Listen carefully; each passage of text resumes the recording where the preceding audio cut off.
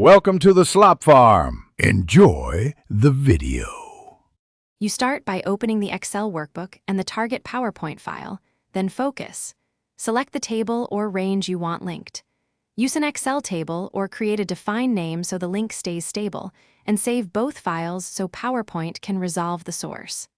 Once done, copy the range from Excel with Ctrl+C or right-click copy. Make sure you're using the desktop versions of both apps for link features. Online editors behave differently and can break link options. Now switch to PowerPoint and choose the slide where the live data should appear. Paste Special and pick Paste Link as an Excel worksheet object so the object stays connected to the source. Alternatively, insert right arrow object right arrow create from File and check link. Once placed, resize and align the object. You can set display options to show a specific worksheet area. Make sure the original workbook remains in a reachable path. Relative locations help. If you need just values, copy as linked picture. Finish by confirming the link updates. In PowerPoint, use File right arrow info or edit links to update, change source, or set automatic updates.